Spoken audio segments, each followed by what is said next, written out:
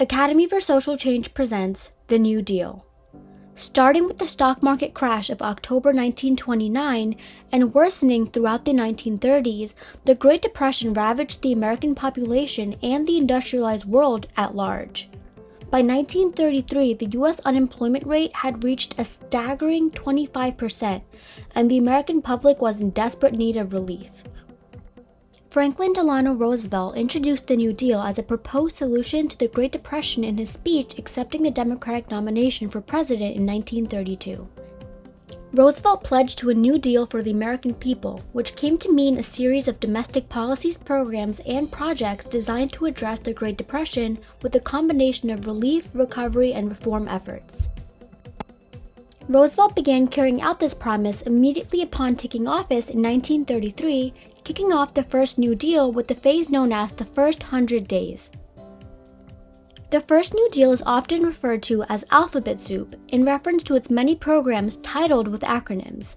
Some of the most prominent programs in this phase include the Emergency Banking Act. This act followed a bank holiday or forced closure of all banks to prevent mass withdrawals known as bank runs.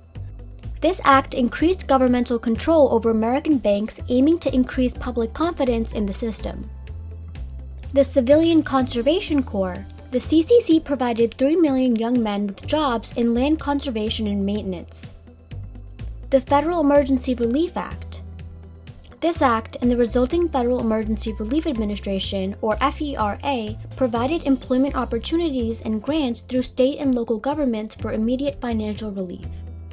The Agricultural Adjustment Act. The AAA put subsidies and quotas into place to reduce agricultural surpluses. The Tennessee Valley Authority Act. The TVA enlisted workers to build dams and power stations to provide the region with affordable energy and reduce flooding. The Securities Act. This act required increased transparency in financial services to protect investors and increase public trust in the stock market. The Glass-Steagall Act. Also known as the Banking Act, this act separated investment banking from commercial banking to protect individuals' deposits and, again, restore confidence in the banking system.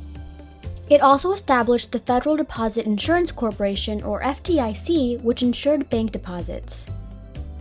The National Industry Recovery Act. The NIRA established workers' rights to unionize and suspended some antitrust laws and allowed for government regulation of working conditions, prices, and wages. The National Recovery Administration was created to uphold these regulations, as well as the Public Works Administration, which created jobs through public works projects. Beginning in 1935, the Second New Deal was characterized by stronger and longer-lasting programs and policies, some of which replaced actions taken in the first phase. The Works Progress Administration, the WPA, took the place of the Federal Emergency Relief Administration, employing millions on public works projects primarily related to the construction of infrastructure, but also employed thousands of artists for the creation of public artwork. The Wagner Act. Often referred to as the National Labor Relations Act, or NLRA, this act strengthened workers' right to unionize and banned discrimination based on union affiliation, and created the National Labor Relations Board to support these protective measures. The Social Security Act. This act set up a system of old age benefits, unemployment insurance, aid for mothers and children, and people with disabilities. The Fair Labor Standards Act. The FLSA established minimum wages and maximum hours, required overtime pay, and restricted child labor. The New Deal came to a close in 1939. Though many New Deal programs provided much-needed immediate relief for Americans suffering throughout the Depression and generally improved income inequality at the time, historians do not credit these projects with the revitalization of the economy. In 1940, 15% of Americans were still unemployed. This is a significant step up from the 25% out of work when Roosevelt took office, but left room for much improvement. The New Deal is often linked to Keynesian economic principles, but taxation was generally favored as a method of funding programs over spending into extensive debt. World War II, though, required the immense government spending needed to drag the country out of depression once and for all in 1941. Many of the New Deal's legacies remained in place, including Social Security, unemployment insurance, and agricultural subsidies. In a more general sense, the New Deal expanded the role of the federal government in Americans' minds. After enacting these programs, direct involvement in the economy and the lives of Americans, as well as efforts to protect the average man, became the expectation.